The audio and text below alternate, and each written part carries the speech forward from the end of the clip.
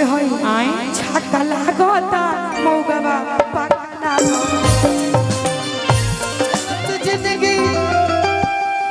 अर्जियान हो गई है ने कि जिंदगी साला दारू के दुकान हो ना भैया अपना मूड में का गावत नहीं हम सीखो ऐसे लड़की के सम्मान कैसे होला कि जिंदगी साला दारू के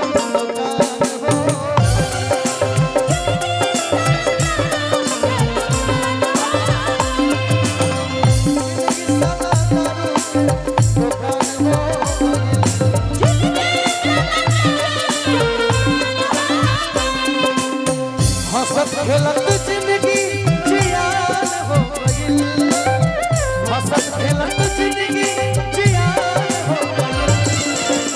जिंदगी साला दारू दुकान हो गई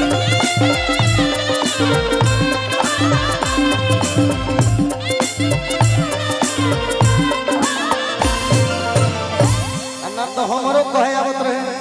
कि छोटे गछिया फल बड़े अखिया में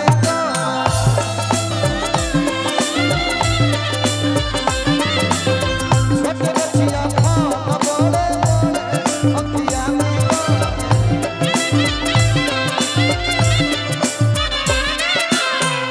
हमने की कह सको है ना गा सकते हैं आप तारा के एगो कमेंट में तारा के शर्मिंदा कर दे तू लड़की हो लेकिन हमारे के 20 गाड़ी देबू त हमरा फर्क पड़े वाला नहीं मंच पर हम आइए गइल बानी इससे अब यही सब हमार सुनो इससे बेसी शर्मा के कि छोटे गछिया फल बड़े अखिया में छोटे गछिया फल बड़े अखिया में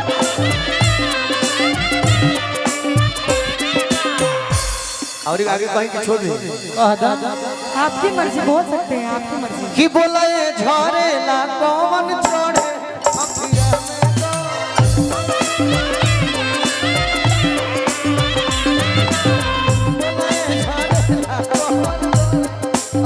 में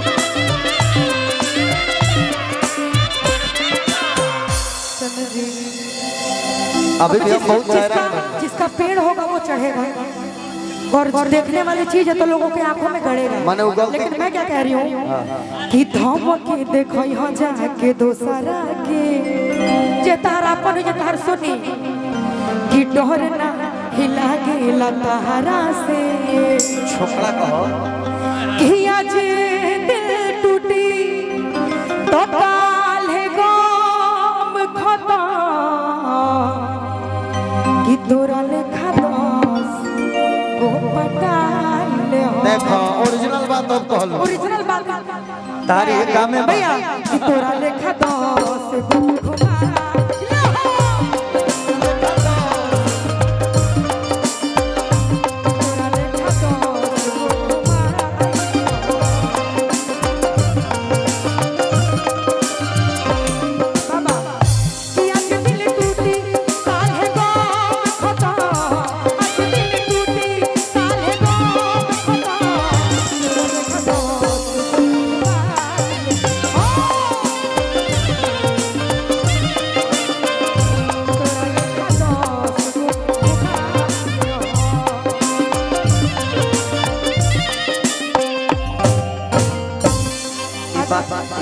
दिल टूटा हुआ लग रहा है जो आप ये बात बोली हैं जी वो बिना रिदम के एक बार बोल के सुनाइए हमको क्या क्या खराबी है इस गाने में भाई खराबी नहीं है बोल के सुनाइए जब आप लोग लड़कियों का दिल तोड़ सकते हैं अरे मेरे भाई तुम सुनाओ बोला बोला कि आज दिल टूटी तो काल है गम खता कान के इलाज कराए रे बतानी कौन सुनाता है घरी हे लेखा को सुने नहीं तो बोली ना बोली कि तोरा लेखा 10 गो अरे घुमाइले हो हमारा मन में इतना निमन गाना रहे कि पगला में सुता तानी सैया जी के गोरावा बड़ुए नी होरावा जनी हो खेदी हो भोरावा और बरसे तो प्यार के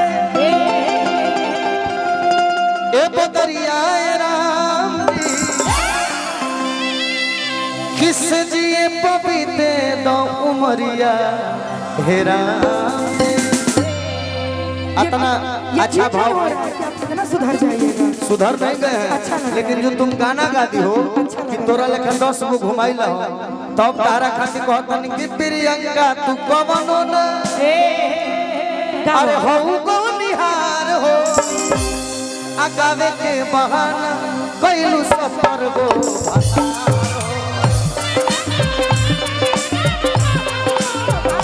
गावे के बहाना कैलू सफर गो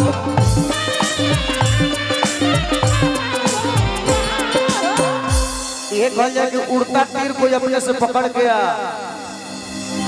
फिर हम कहाँ थे कि बड़का भैया एयरफोर्स शैलेश भैया गावे के तू कहलो ना कि 10 को घुमाइला तोहरे गाना हम तोहरे के देता नहीं कि गावे के बहाना कैलू सफर गो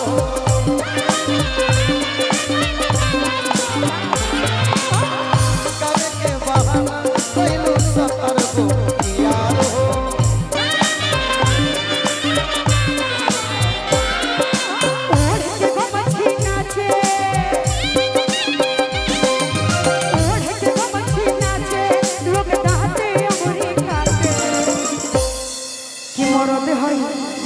कि मरद हई छक्का लागता मौगवा पकना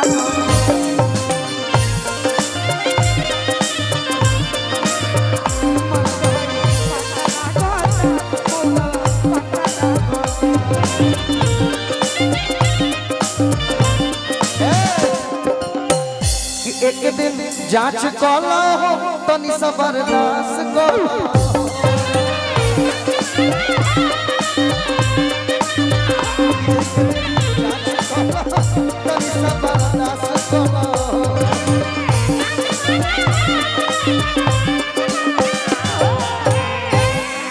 छक्का केकरा कहल जाला जेकरा में पुरुषत्व नहीं के का कहल हो पुरुष के क्षमता नहीं के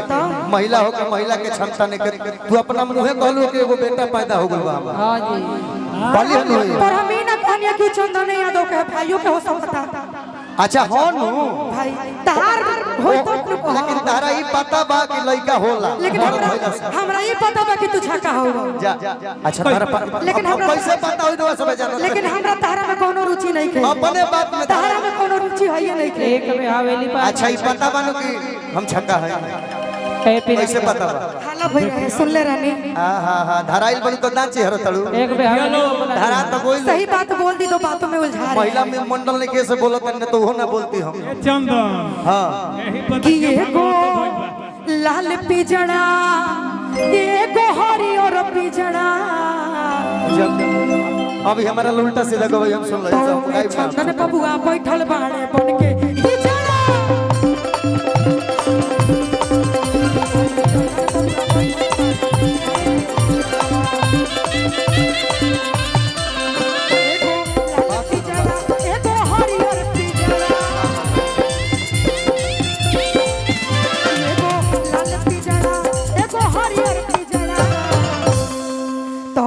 चंदन बबुआ बैठल बाड़े बन के हिजड़ा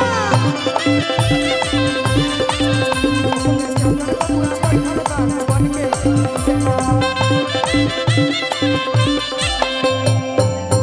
गीत ऐसा गाओ कि हमरा में सट जाओ चल रहा जैसे हम तारा के कहनी हनु कि 70 गो बुक खोज के बाद यकीन नहीं क्यों हमरा के इतना कुछ निमन गीत गाओ ये सब गावत रहबू ना तो फिर हम खुल तो फिर गार्जियन लोग कहे कि हो बदले हो गए कि बॉम्बे कमाले जी बॉम्बे कमाले अरे कुछ तो बढ़िया सुनो कि बॉम्बे कमाले जी बॉम्बे बहुत हो गए